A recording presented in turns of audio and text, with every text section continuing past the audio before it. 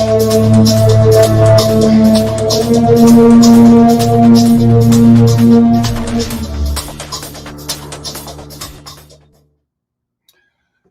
morning, and to all my friends and family in France, bonjour. In fact, I want to say a special good morning to my Chinese students, my girls, okay, Jessie, Rosalind, and of course, Queen Catherine, Ni hao, Wei Xing, Wang Xing, they'll tease me later, or welcome. And to my friends and family here in the United States, welcome to another episode of the Gem Hunter Show. My name is Barry Mixon, and I am a gemological storyteller.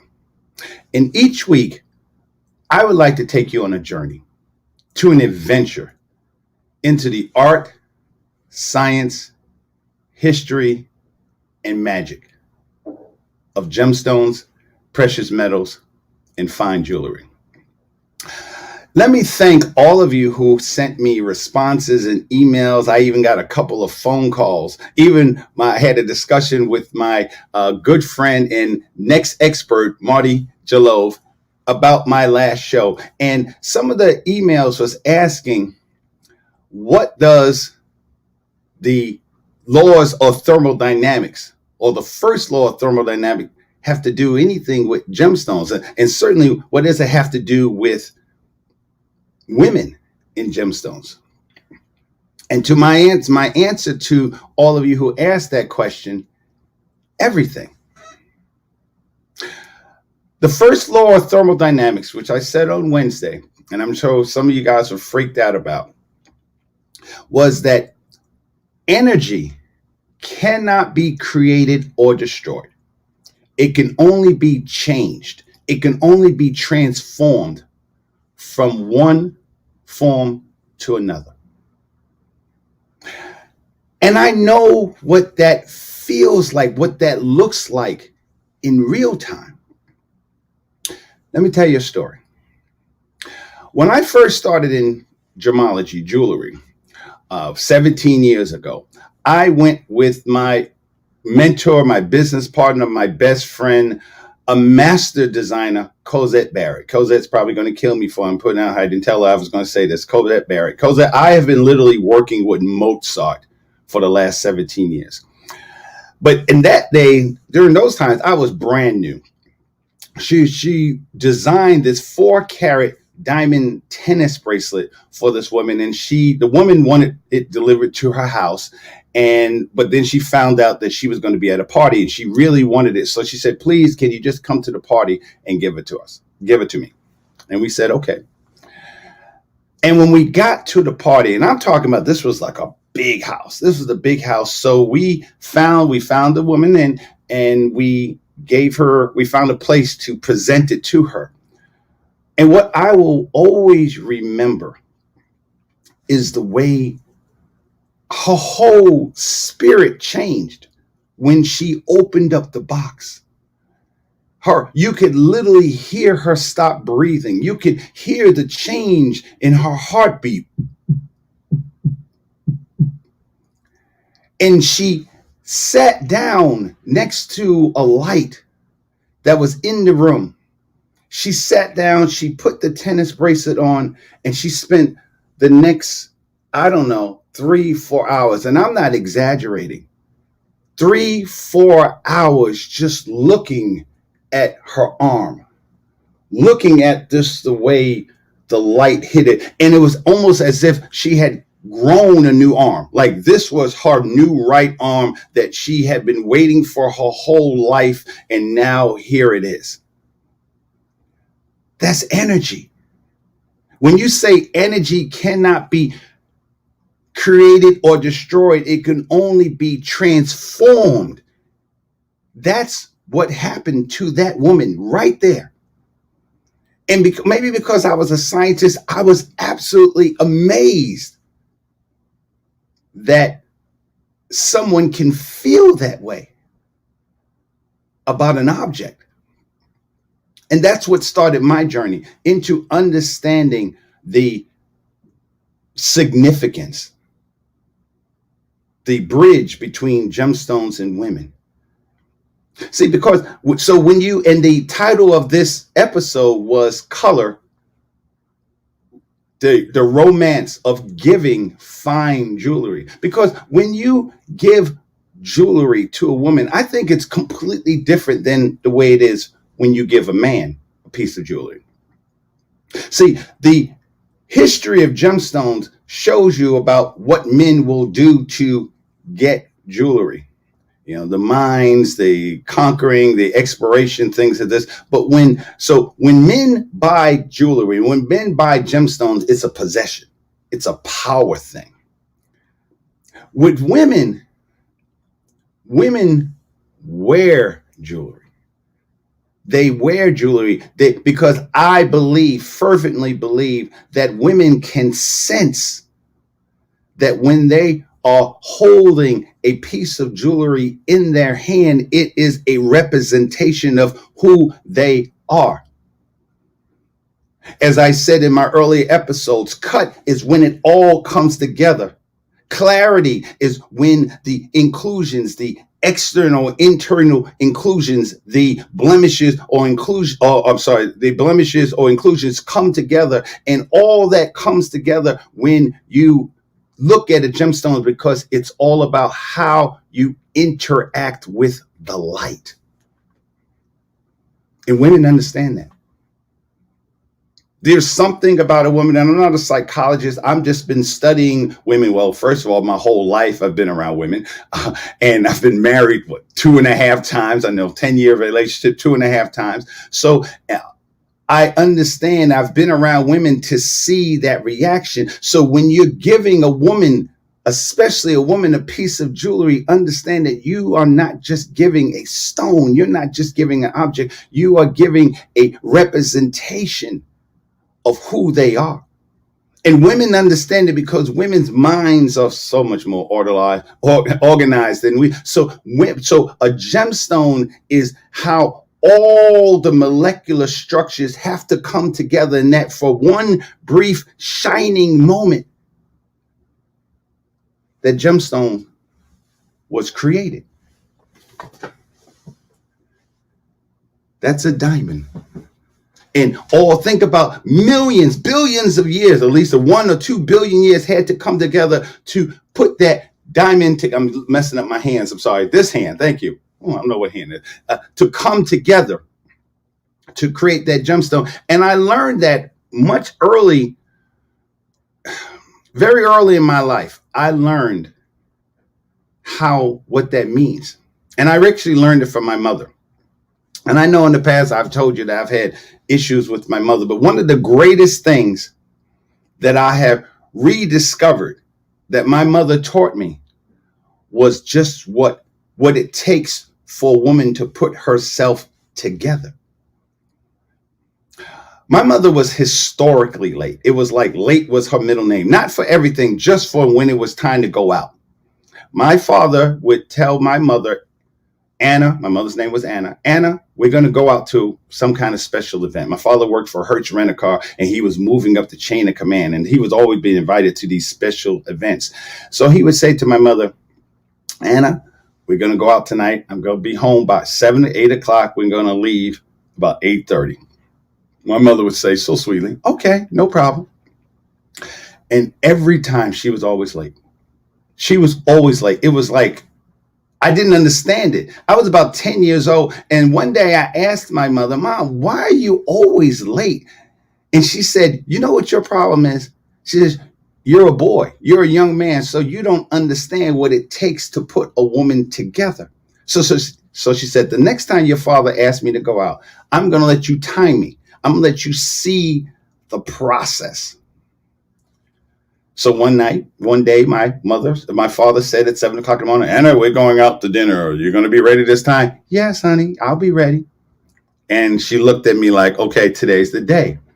So she got herself together. She did all the things that my mother did, take care of us, cook, clean, everything else. And then throughout the day, she was like, okay, now I'm ready. She said, just tell me, I'm going to take my bath. I'm getting myself together. And then I'll let you know when I'm ready for the next phase. So she did. She took a bath and everything else. Though when she called me, she already had her undergarments on. She had a robe on. So, and I knew her toes. I noticed that her hands and her fingers were, or her hands and her toes were already painted and polished. So she said, now I have to put on my face.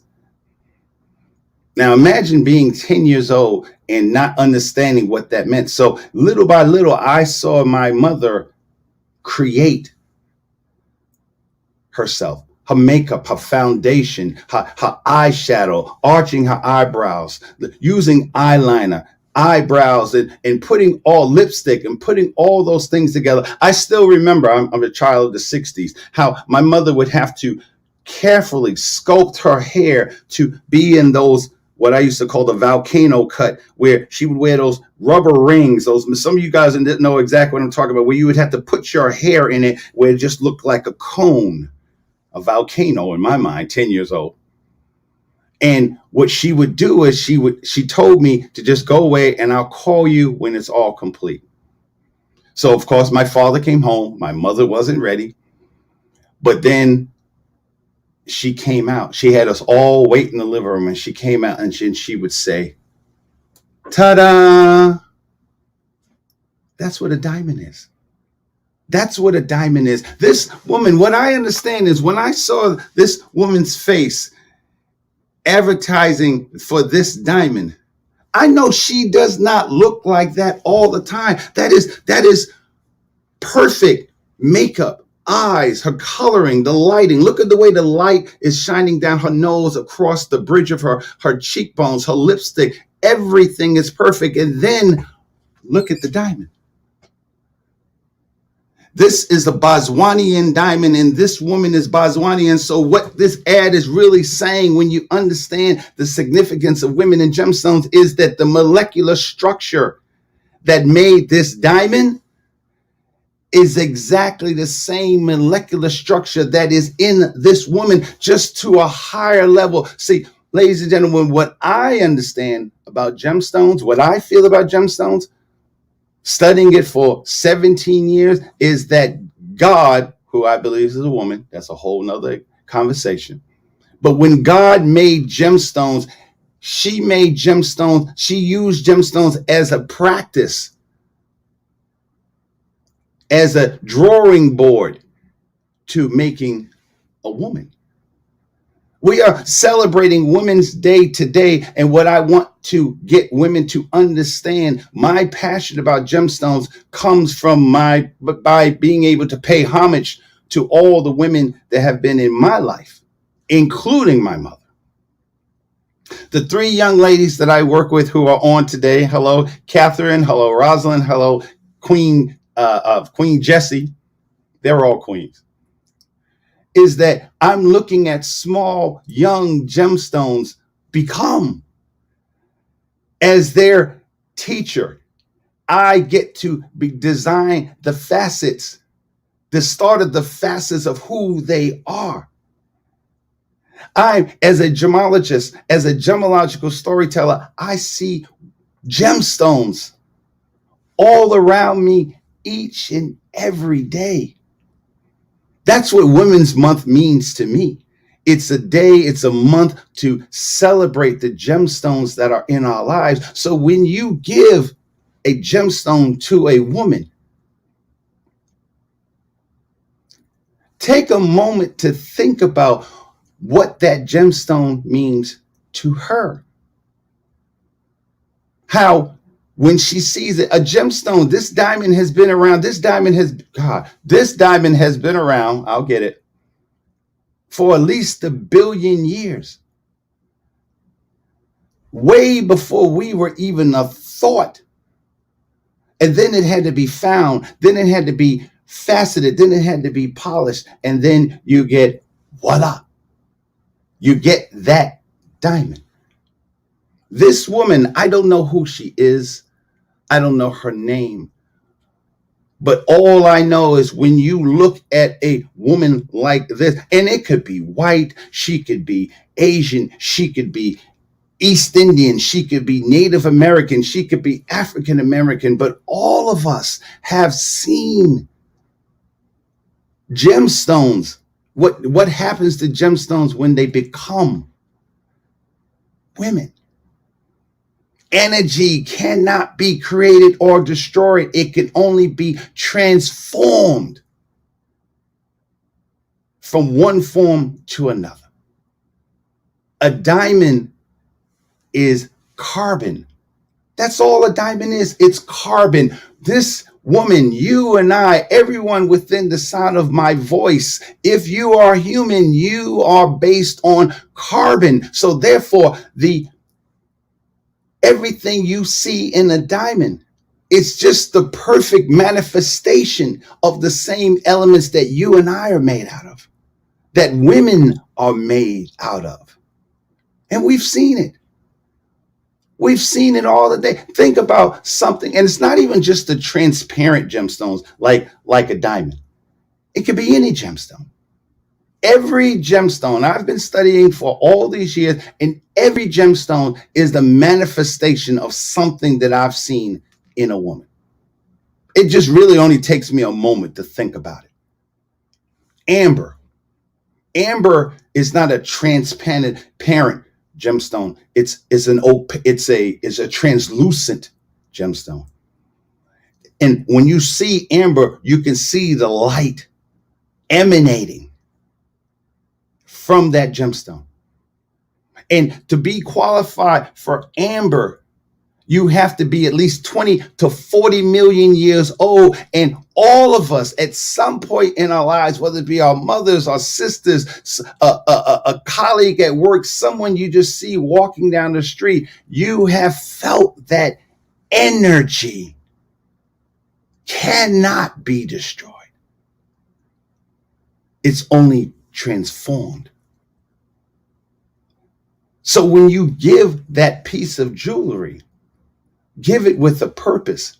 Give it with it, because what it means to a woman, it is a representation of the energy that you feel about her. Mother's Day is coming up. Birthdays are coming up. We're coming out of this pandemic. So if you decide to give a diamond, a ruby, an emerald, a sapphire, a pearl, take a moment to think about all the things that gemstone had to go through to become that piece that you present to her. And the energy of what you feeling about this, the woman of your life, the significant other of your life, the mother of your children, your confidant, your partner, that energy will be transferred in that stone, and that stone will emanate that energy to the person that you're giving it to. And because women can sense that on a molecular level, I truly believe that. You cannot have a woman sitting in a room for 3 to 4 hours looking at her arm. And it was an unbelievable party, music, jazz, everything. And all she did was look at her arm. That is energy. A pearl, to me, is the most feminine of gemstones. A pearl comes, I believe that the reason why pearls were so highly valued for centuries, from the beginning of time, the pearl is one of the first gemstones that ancient man revered. That's because I believe it's how a pearl is created. Pearls are created, and I think I've said this in an earlier episode, pearls are not created by just some off floating around this piece of sand that lodges into an oyster. No, a pearl is an infection. A pearl is a parasitic organism that somehow finds its way into the sex organs of an oyster. So think about that. And when I began to do research on whether or not an oyster is a male or female, I was absolutely surprised that an oyster truly goes both ways. An oyster can be male, an oyster is male, and then it becomes female when it needs to reproduce. So when that bacteria gets into an oyster, it is like a UTI, ladies. It hurts least I imagine that it hurts. It is painful. So what that oyster does, it protects itself by secreting the nacre. That's that pearl substance that we see. That's what makes a pearl a pearl. And out of that pain becomes the pearl that you see. All of us know women like that. That's what this month is about. Celebrating the beauty, celebrating the warmth, celebrating the energy, celebrating the way the light, the way your woman, the way that woman in your life, that person in life, how that woman interacts with the light. That's why the law of thermodynamics works, at least in my mind, in explaining the beauty of gemstones, the beauty of what it means to become a diamond. All the things I talked about, the color scale, all the things that had to happen in order to create a woman with spectacular color. You don't even know when you look at least for me, when I look at this picture, I can't really tell you which one is the diamond. Which one is the diamond? All I see, and if we decide that both are a diamond, all I see is a colorless diamond and a fancy diamond. That's where it comes in. There's a romance on a molecular level that jewelry has that I am intoxicated by. And again, it's not about intimacy. It's not about intimacy as far as physical. You know, we have all these issues nowadays about when men. It's just the rudest thing I've ever seen, because when men would never treat gemstones like that. On Wednesday, I showed you the most valuable gemstone ever, $83 million. And I'm sure the gentleman, and it was a man actually from China, who bought that gemstone. I absolutely guarantee that the way that man treats that gemstone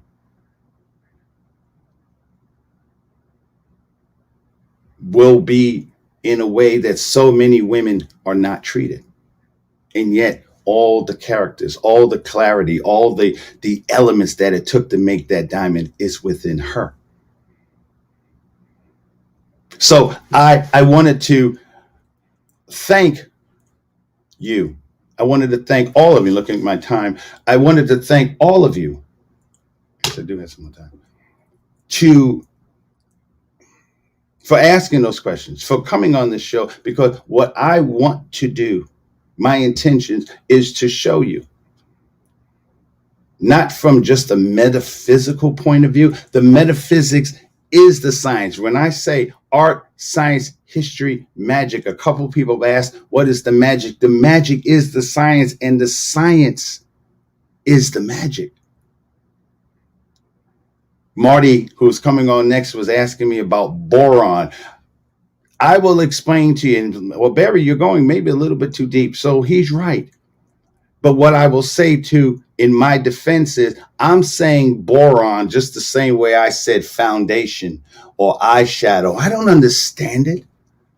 I don't know how it all works. I don't know how many, and ladies, you know how many hours it takes, the level of professionalism to get the light just right. So when you see this Boswanian woman on Women's Day or any day, the thing you could say is, wow.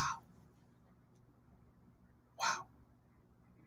When you're presented with this diamond, if you're lucky enough, fortunate enough to be presented with a diamond like this, the only thing you could say is, wow. But the thing is, it doesn't have to be this diamond. It could be any diamond. It could be any gemstone. So when you give a woman a gemstone, I'm talking to the guys now. When you give a woman a gemstone, understand that the energy that you have, the feelings, the love that you have for that woman is being transformed into that diamond. into that gemstone to that person that you love, and she will cherish it forever. I made a mistake. I said diamonds are not forever, and I was thinking as a scientist. No, as a scientist, diamonds are, as science, are not forever, but diamonds are forever within the hearts and minds of the people that you present that gemstone to.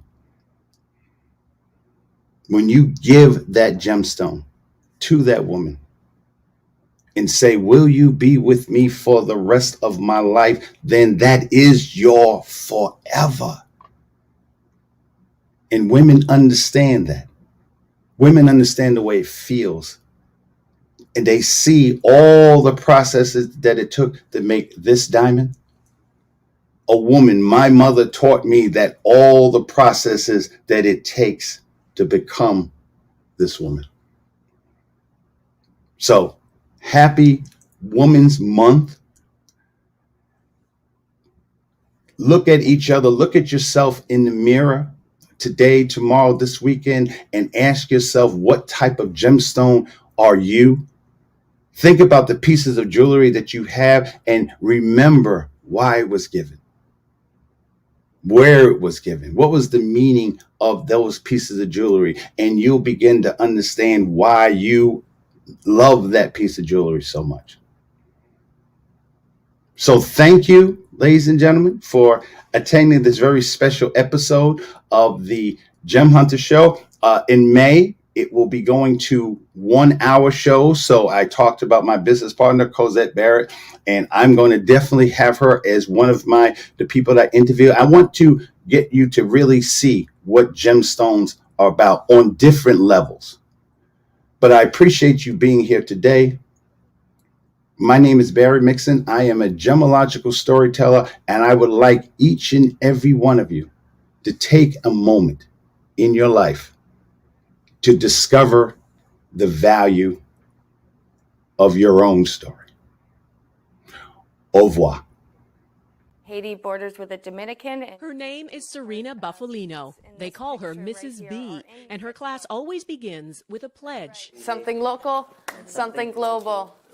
Haiti. They're words that carry Yes. weight here. Helping yourself means helping others, giving back, here and a world away in Haiti. And nobody's helping them, except for people like us. It was through her the class learned of Haiti, of the nearly 1 million orphans, many with no school, no support, no Mrs. B in their lives. They could not wrap their head around that. Mrs. B's students are among Toronto's most at risk. Their challenges vary from emotional and behavioral difficulties to learning disabilities. Their trauma is so severe they can't function in a regular school setting, and we aren't allowed to show most of their classmates. For most of the kids, most of society has turned them away. And in this classroom, they're accepted. They're accepted no matter what for who they are. Take Yolanda. She came here last year so burdened and withdrawn, she would often fall silent, sometimes for days on end. It was, she says, Mrs. B's patience, her quiet encouragement, that saved her. She actually saves people's lives from dangers. And perhaps that's why these marginalized kids feel such a kinship with the orphans of Haiti, and why they were moved to act. And so when Yolanda and Jackie and Patrick said, well, Miss B, we need to build them a school. Build a school, no easy task. They started out raising money. They sold samosas, washed cars, screened movies, you name it. And in just a few months, this little class raised $20,000. So much, it's not just a one-room schoolhouse they can build, but a full 3-story school. And so Mrs. B set off on a journey she'd dreamed of, up into the dusty mountains above Port-au-Prince to a town called Canaan. It's home to thousands of earthquake refugees who live with no running water, no electricity, and no school, until now.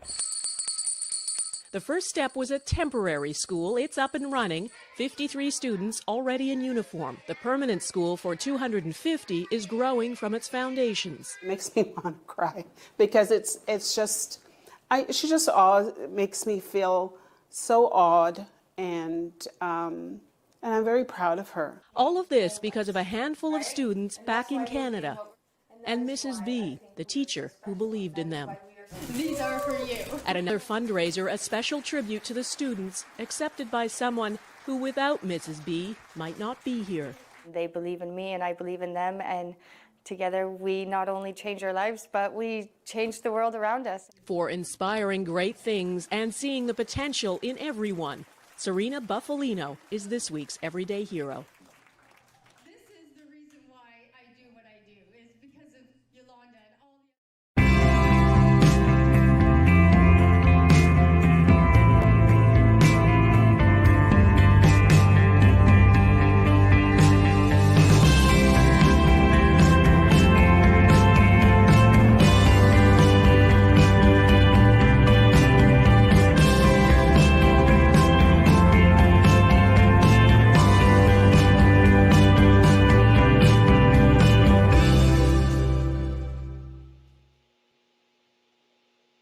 Hello, hello, and hello. I know you're like, okay, where is she? She usually comes on before the Barrys and the Martys today and everything. But you know what? I wanted to set up some things before I came on because I want to make sure that, when I bring on the experts, I am bringing the experts. And you see one of the experts from Wednesday came back to this Friday to give us some more about the gems and the color and everything. Barry, I mean, I'm telling you, I should have had you when I was growing up for history and historical lessons. I'm telling you, I just wish I had that because, okay. The teachers probably, I don't know, they're probably not even watching the show, so I think I'm okay.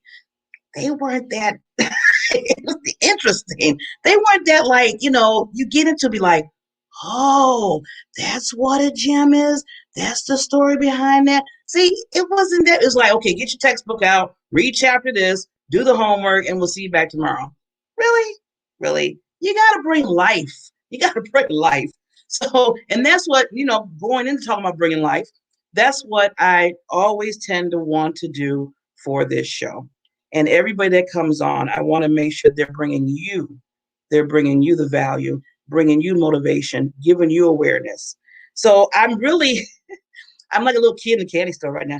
I'm really excited because, as this show progresses and I look around for all the wonderful, well, okay, Beer, I'll give this to you, gems, to see which one can come on the show and really just be powerful and just be a family member, added as a family member, to make sure that we're moving forward and what I'm trying to do and what they're trying to do. See, I always tell people it has to be a win-win. When you're working with a show or anything in life, and you bring people in and you become a team. So a team doesn't mean I. It's just, you know the old saying, there's no I in team. And there's no I in team. And literally, there's no I in team. If you spell team, there's no I. Okay. I'll leave the jokes to Marty. He's coming on. He's much better probably with it than I am. I thought I got a laugh out of it. But just to let you know that when you create a team, you want to make sure that we gel and that it's still going to the ultimate mission of what you're trying to do, right? So this particular, I just don't know. I rave about him all the time. You probably don't even know how much I rave about him. But he is awesome. I've been watching. See, I tell people you never know who's watching you. And that goes into my quote. I have a quote. I always got a quote. Can't miss a quote now. So it goes into this. Don't ever underestimate the impact that you may have in somebody else's life. That you may have in somebody else's life. I said this quote, and this is directed to Marty. I'm giving him today this quote because he has created such an impact in his business and in his personal life. Every time he posts, I can see it's full of love. Whatever the post may be, if he's marketing his business, if he's talking about his wonderful, lovely wife, if he's talking about his children, I'm telling you, it comes out of love from his heart. You don't have too many people that's doing it nowadays. I'm just being honest. Either people trying to get a buck or they're trying some kind of way. The motive, your motives are so important. His motives are so rich. So Marty, this is for you. You're creating impact. Just to let you know, and you're about to come on, but just to let you know, you are creating an impact in my life. So thank you. And I know you're going to create an impact. You are creating an impact on other people's lives and being on the show. And that's what I'm telling everybody. Marty is going to be starting in April. Yes, April, he is going to be one of the experts on the Diamond Factory Experience show. And I'm just this in awe. Ever since we talked about it and he said, okay, I know I had to pull and I had to beg, I had to plead. But he finally just said, okay, Barbara, I'll do it. Out of his busy schedule and everything he's doing, just flying around the world virtually. He said he can do it. So, Marty, you know what? I'm going to give you more clues when you come on, but thank you so much for being an impact in everybody's lives and continuously being an impact. And we're going to show you a little clip before we start of his intro and for his show that's going to be starting in April. And then I'm going to bring him right on. We can have a little talk. And then what he's going to do is give you just a little itty bitty taste of what you're going to see starting in April. So here we go.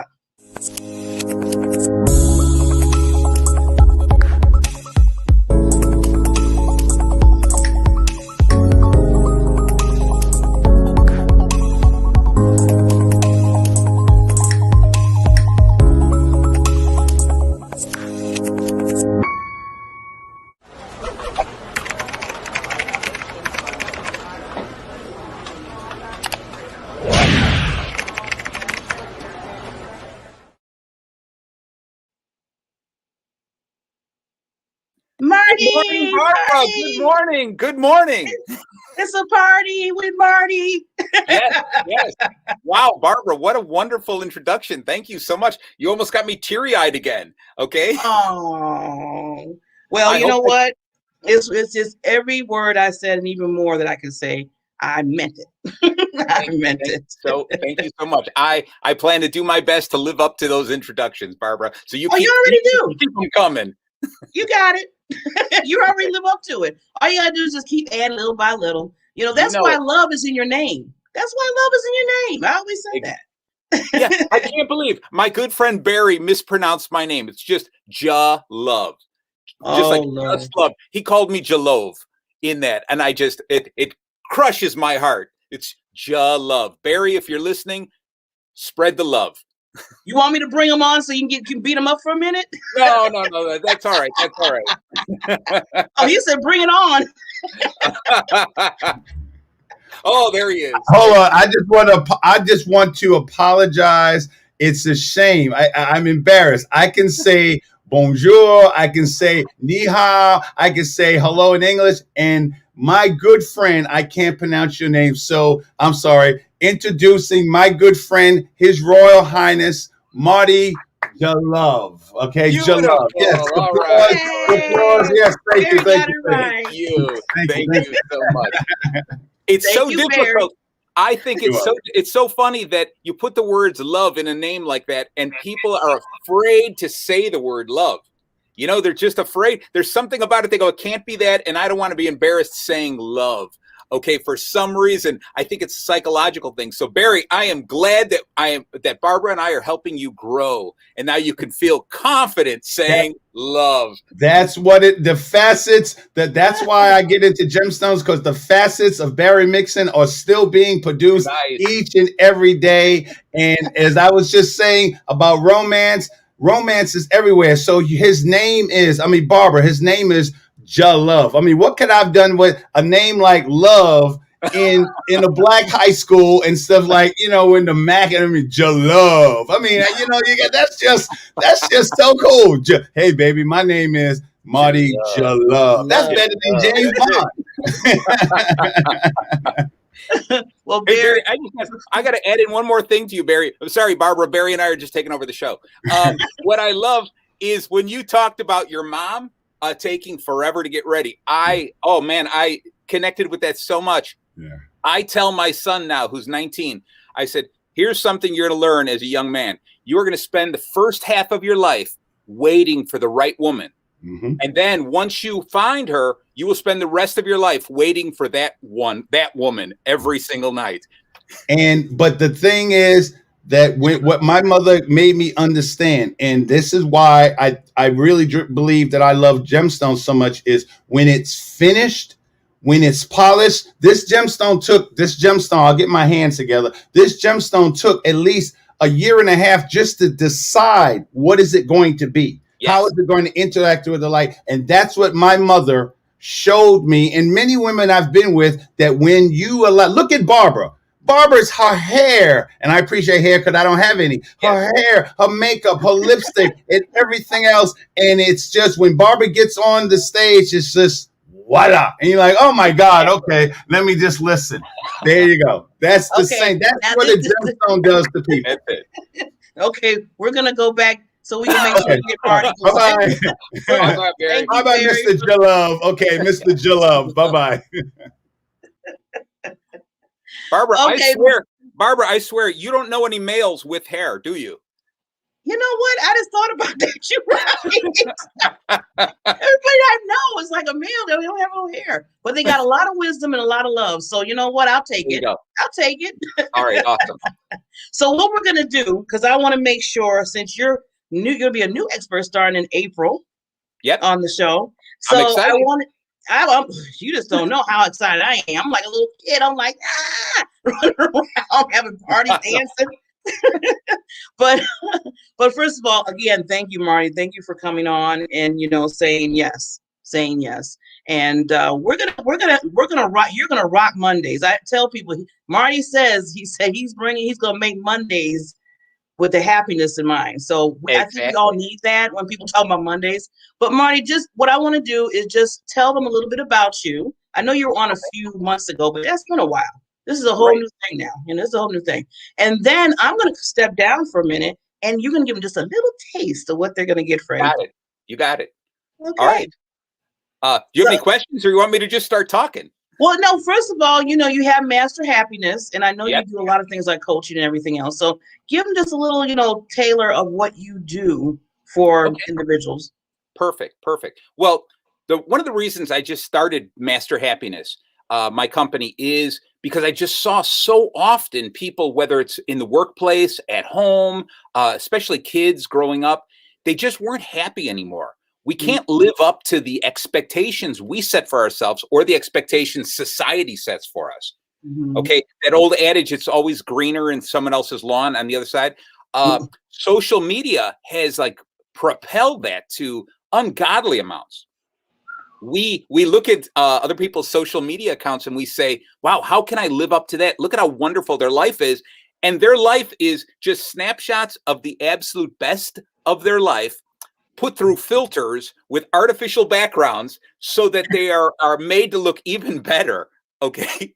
That's a beautiful background, Barbara. I like it. That's real. All right. Yes. I never use a real background. Okay. But what I'm saying is we create an illusion of how happy we are. And then what we do is I create this illusion. I get them on the phone or on a computer and I say, look at how happy I am.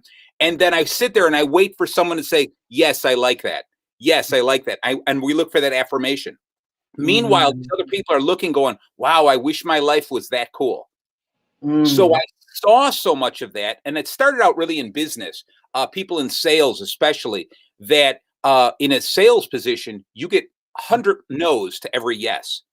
And so you're constantly knocked down. It reminds me of when I was in high school asking girls out. I got hundreds of no's before I got a yes. Okay.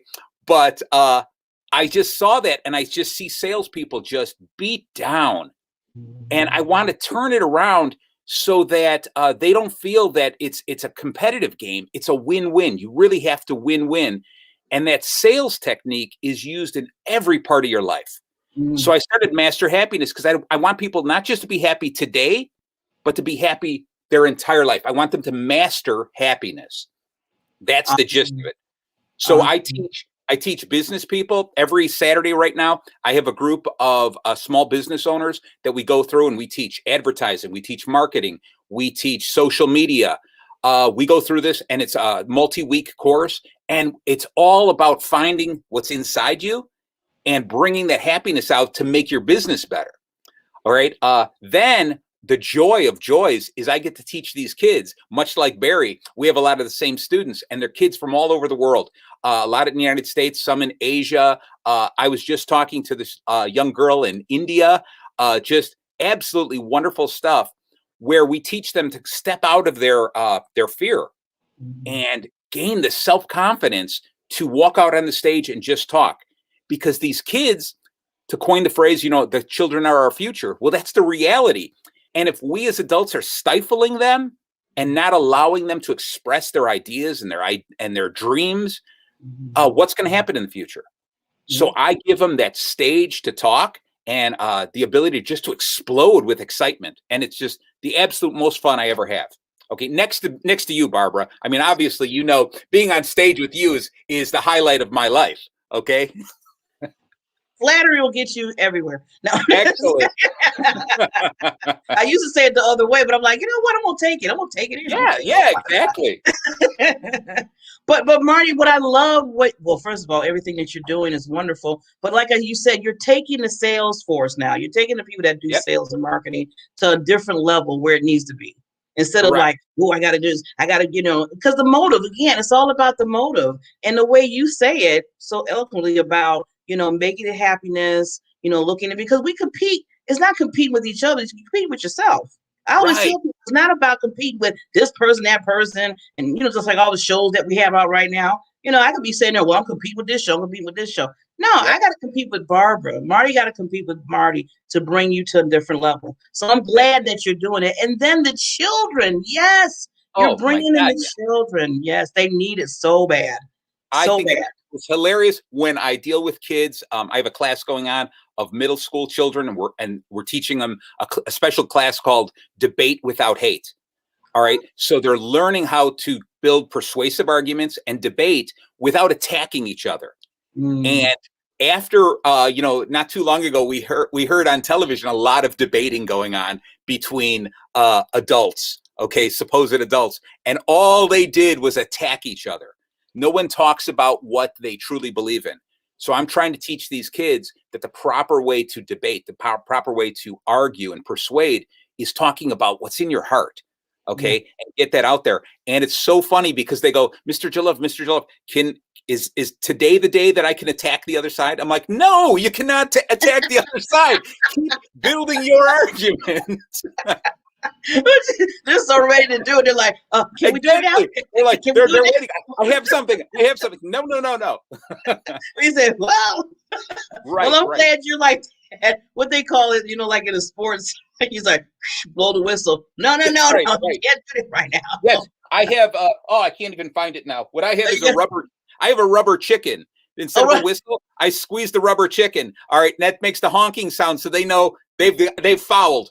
Literally a foul. See, I told you, you bring the laugh, you bring the happiness. I love it. See, Mondays, I'm telling you, we're going to be having a party. Oh, yeah. Mondays. I'm loving it. Monday's going to be everyone's favorite day from now on. See, so they'll finally understand the concept that I've been trying to tell people for the longest on Mondays. But see, sometimes you got to bring the expert to show them the right way. So, Marty, so what I want to do is, like I said, I want to make sure they get a taste, just a taste. It's a little taste, not the whole meal of you for April. So you have 15 minutes, and awesome. I'm gonna step down, and I'm gonna just let you do your magic. And Barbara, as always, just cut me off because my wife will tell you, you give me 15 minutes, I'm going to take 8 hours. Okay, so jump in. All right. When I come back, okay, we'll do a cue. When I come back up, that means your 15 is done. All right, sounds good. Thanks a lot. All right, hello and happy Friday to everybody. I can't wait till April comes. Barbara has given me this opportunity to talk with all of you, and hopefully we're going to bring more and more people in here every single Monday at 8 a.m. starting April 5th. And the name of my show is You're Selling Too Hard.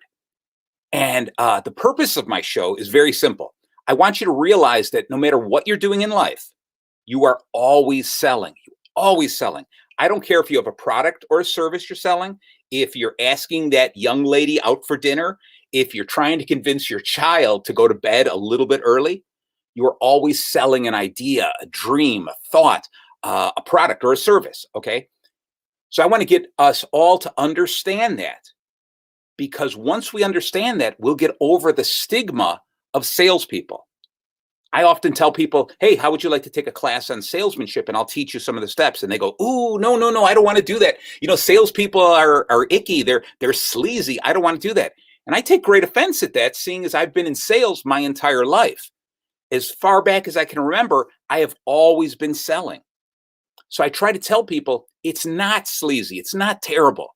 there's something really, really important about it, and understanding that and truly having the self-confidence to realize that my ideas are important and I'm going to present them to people so that they hear me. I know I can't convince them, I can't change them, but I can nudge them in the right direction. That's what sales is all about, is getting someone to open their minds to a new idea and nudging them into the correct idea, the correct path for them so that you win and they win. If at the end of a sales call, no matter what it is, if it's not a win-win, then it's a lose. And I learned this so early on in my life. And I'm going to go back just really quickly and just kind of tell you the story of my origin. And it's all about tables. When you just sit and you think, we sit at tables all the time. We drink coffee at a coffee table. We eat breakfast at some tables. Okay. And I grew up in a small apartment, 3 bedrooms, and there was 9 of us in there. Okay. My family we had a pretty big family, and I was number 6 out of 7 children.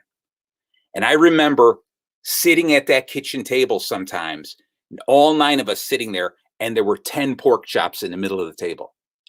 And so what would happen is everyone would be eyeballing, going back and forth, looking at each other, who was going to get the extra pork chop. Now, you would think my dad would get it because he was the one working. He was the one who was actually paying for the pork chops to be on the table. Oh, you would think my mom would get it because she was the one who was taking care of the house. She was taking care of the bills and all that kind of stuff.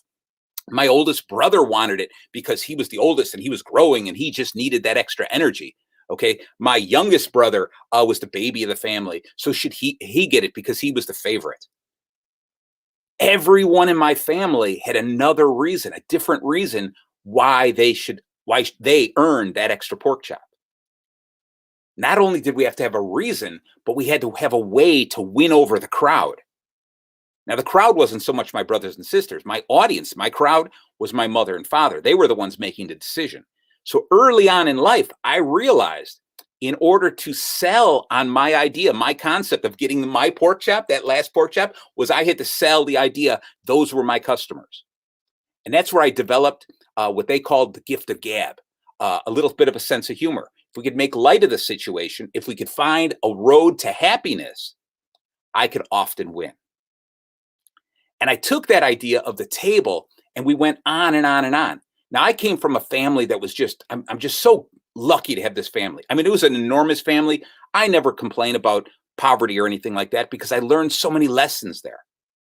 One of the lessons is a day we're celebrating today, the 19th, and that is St. Joseph's Day. All right. And I was raised in a Roman Catholic family, and we would celebrate this day. My grandmother at this day meant so much to her.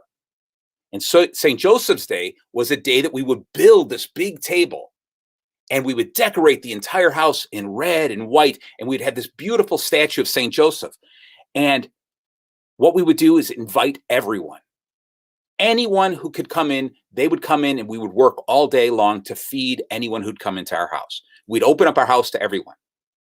Now, this was the same house that we would fight over one pork chop, but that one day a year, we would open up our house and give everything we had to anyone who came in, anyone who needed something. We were prepared to do that. And I'm so glad I learned that from my family. And again, it was all about the table, laying out this table, putting out the things out there, the food, the fish, the vegetables, all this delicious food. And when people came in, we served them. We would make spaghetti by the tons, it seemed like. And everyone came in and had plates of spaghetti. No one left hungry. That's what was so important. And at that point in time, I kind of learned, but I didn't realize it, that in selling and promoting ourselves, it's about how much we can make our audience happy. We dressed up this room beautifully, just like you'd see packaging on a product, or how we dress up when we're going out on the town with that special somebody. We dress it all up. We make it look the best it can. And we fulfill their dreams. We give them everything they could possibly ask for. That's the part of it. But none of it is fake. It's all got to be real. It's got to be from the heart to truly, truly be successful. Now, as I got a little older, and I'm talking probably about 13, 14 years old, my mom had a second job, and she worked at the flea market. And for those of you who maybe have never even visited a flea market, It's a parking lot or a parking garage or something like that filled with tables. And people would come and sell the stuff that they had left over in the house. Some people would buy stuff and resell it. And my mom needed that table to make extra money for us kids. She needed to help support. My dad made money. My dad had a second job and he worked really hard at it. But my mom needed to make some extra money just so we could have something a little extra. So she ran this table and she was really good at this. And I would consider my mom my first real sales coach, my first mentor. And I remember the day sitting there, probably we were arguing over pork chops one day, and she laughed. I looked at her and she smiled and she said, "Do you want to come work with me at the flea market?" And I thought, wow, this is awesome. Yes, yes. Now, most kids wanted to run out and play, and they said, "I don't want to work. I want to go do this and this." But the idea of being able to go there and be in business, like I was all grown up, I was going to go and start working with my mom. I was pumped and excited about it. So I went there and I watched my mom wheel and deal. And she knew these prices. She knew how much money she had to make. She knew how much she spent on this and how much she needed to make. And her whole game was about negotiation. And she sat there and said, "Okay, well, if you buy 2 of these, I'll throw in this and you could do this." And she would work that table. And she had everything memorized. And I remember sitting there in awe of her as she owned that table. She ran that table and people came to her. And I was proud of my mom because hundreds of people wandering around and they came to my mom's table to see her. And this was different than the St. Joseph table where we were giving to people and we were giving them everything that they wanted for free. And we made sure they were full. It was different because my mom was selling here. But it was the same because my mom was fulfilling their dreams. My mom was giving them the things that they didn't even realize they wanted until they walked up to the table and saw those treasures. And what was funny was I didn't realize how wonderful that was until later on. After a while, a guy came over to me, and I'll just call him Mr. Jim because that's how I remember him. And he was a friend of my mom, and he said, "Look, I want to take your son Marty and help and have him work my table. I need somebody who really knows how to do the business, and this would be great." And I was excited because here was somebody who was actually paying me to do the same thing, to emulate what my mom was doing. And I was like, "Is that all right, Mom?" And she's like, "Yes, go for it." And it was my first real job. And I sat there and I worked this guy's table and his stuff. And I would trying to do this whole thing, negotiating, trying to be like my mom. Okay. And I would do stuff and it was so difficult remembering the cost of everything. And somebody would say, "How much is this?" And I'd have to grab the pad of paper. Hold on. Okay. This is what the price is. And I realized people were walking away because I was kind of boring because I was looking for pricing. And it took me some time to think about it. And what I thought my mom was doing compared to what I was actually doing was very different. It's then all of a sudden I picked something up and someone asked me a question and I started telling the story of that product. Okay. I started giving them the behind the scenes. I started designing the dream of the product. Without knowing it, people started gathering around because they wanted to hear the stories. Now, I know everyone hears this whole thing of going, "Oh, you need to know your story, to learn your story." I understand that. And it seems almost like a cliche because people bring it up over and over and over again, but it is so incredibly important. So part of what I want to do in my show is I want to show you how important the story is and how you can use the story, actually use the story to succeed in anything you're selling, whether you are selling product or service, whether you are, again, asking that young lady out or trying to talk to your kids and convincing them to go to bed early, get better grades, do anything. You are always selling. And part of it is done by creating that story, which is so important. Once I learned how to do that, I grew quickly and I became successful working for Mr. Jim. After a while, I finally made the leap and I said, "I'm going to open my own table, my table." This wasn't my mom's. This wasn't my dad's. This wasn't his table. This was going to be my table.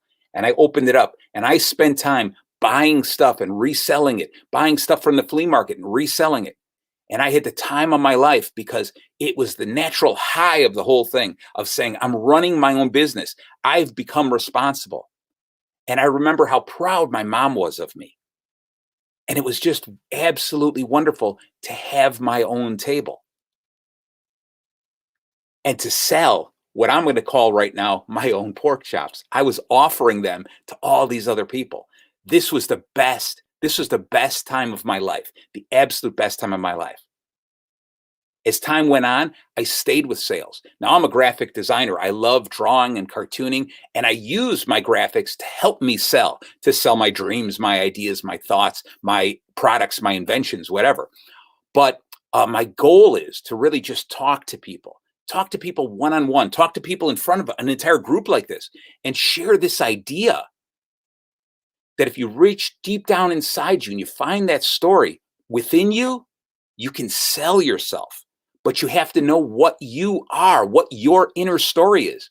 I always ask people, find your inner bacon. What's your inner bacon? And people laugh going, that's kind of funny, your inner bacon. What is that supposed to mean? And I'll tell you really quickly, your inner bacon is this. For me, no matter what day it is of the week, whether it's Monday through Friday, Saturday or Sunday, if I smell bacon cooking in the kitchen, I jump out of bed and that aroma makes me float down the stairs. I can smell it right now. It excites me. It delights me. It makes me want to jump up and dance. And that's the thing that will make me get up in the morning every single day. And I want you to find that thing that will do the same thing to you.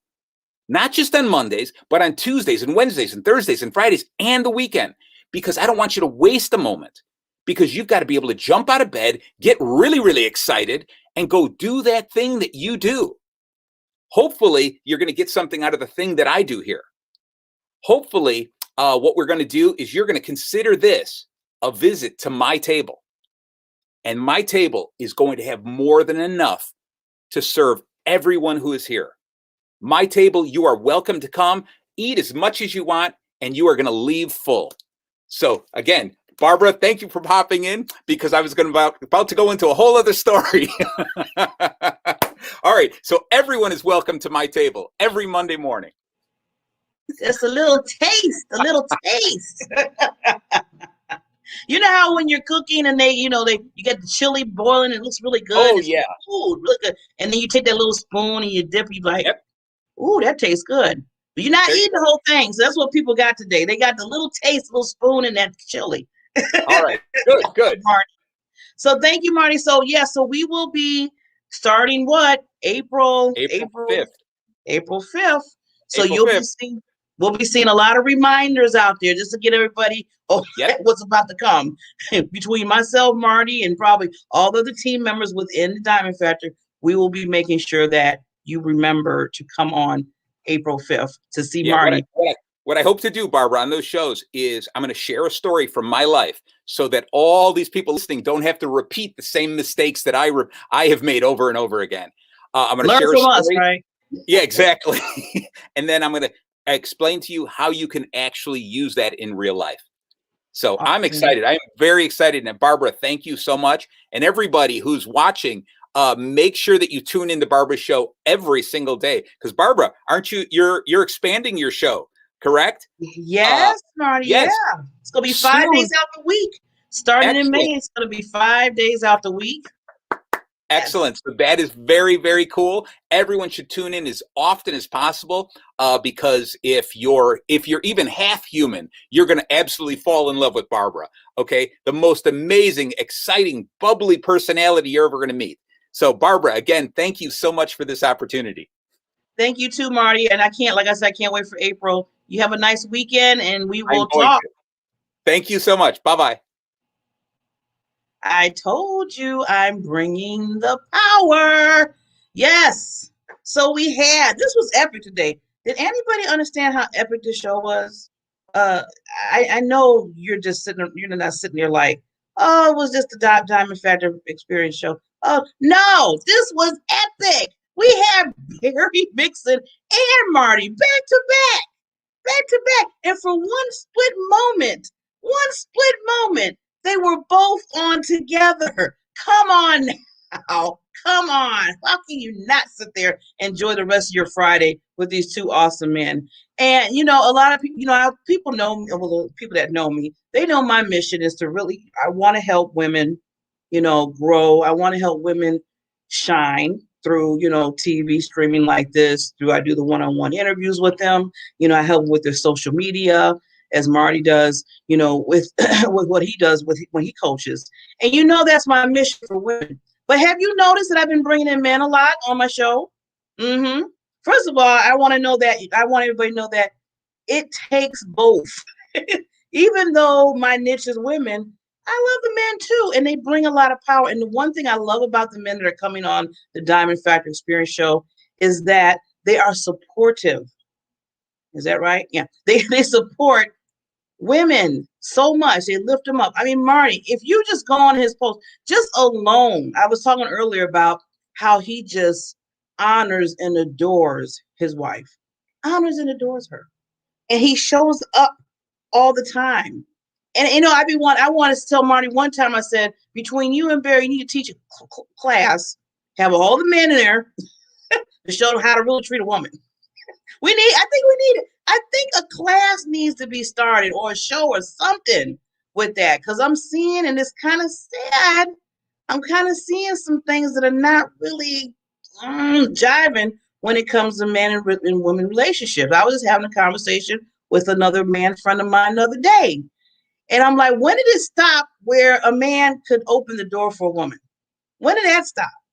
Most of the time they look at you and say, and like, okay, open your door. What, you're waiting for me to open the door? Now I know there's men out there. Like I said, I know the ones that are out there that's doing that still being, but I mean, come on, just open the door. It ain't gonna hurt you. So I think we need to kind of just do some reminders. Not so much of, getting so upset at them, but just doing some reminders on how, women should be treated. And I'm telling you, the men that come on this show, they're showing me that there's hope.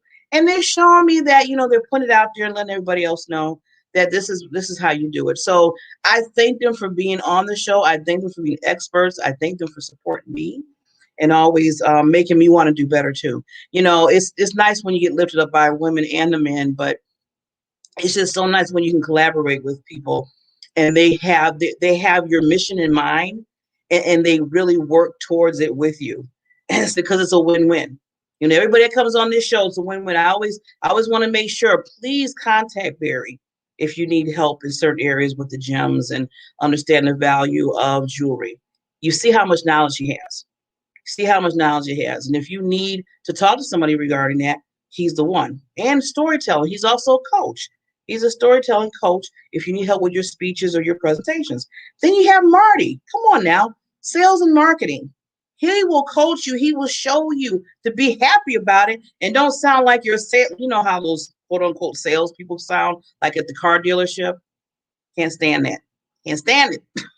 That's why I don't like going car shopping most of the time. Can't stand it. Won't get into that.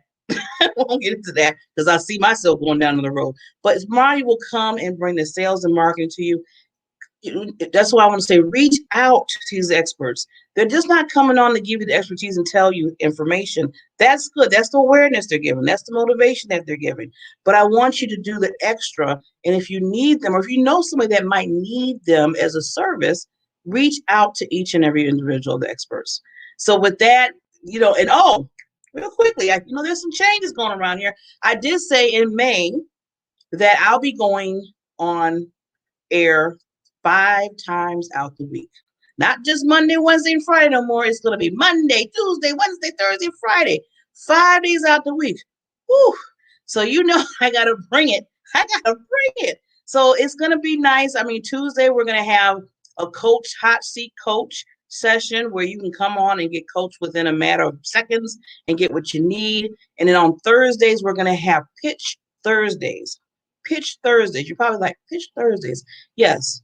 If you have a company that either you're starting or you're in the midst of, working with that company that you have, and you want to pitch it where you can get investors and people that might want to invest in your brand, in your business. We are going to have some experts come on, some coaches that will coach you to help you get that revenue, get that income, get that investment money for your business. So I thought this would be wonderful because, first of all, it would help people that really want to start their business. And now when you think about it, with this pandemic and everything that happened, it's time to go to the next level. If you want to have your business, you can have it. No excuses.